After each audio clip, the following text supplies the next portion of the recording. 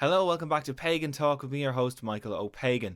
We sing a song to Bridget. Saint Brigid brings the spring, awakens all the fields and flowers, and calls the birds to sing.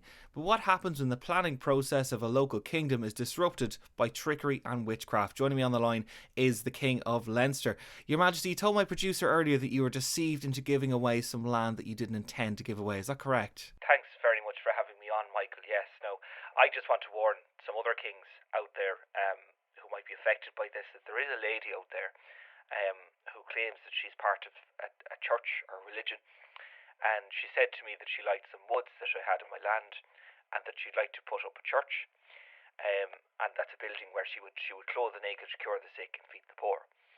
And they're all things I fundamentally disagree with, so I said no.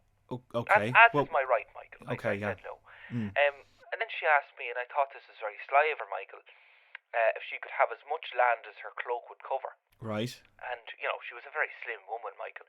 So I did what any other king would. I cackled in her face, and I said, yeah.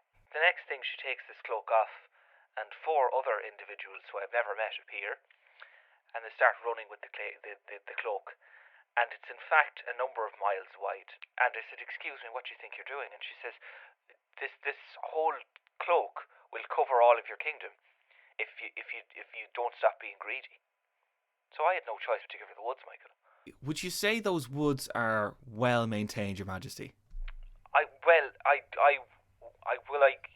So no. Look, I'm a small king, Michael.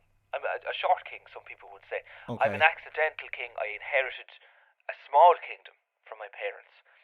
And I don't know if you've seen the cost of woodcutters these days, and there's all sorts of accidents with fairy folk, wolves, Okay. intelligent salmon, No. everything's a claim. Your Majesty, Your Majesty, it doesn't sound like they're well maintained to me.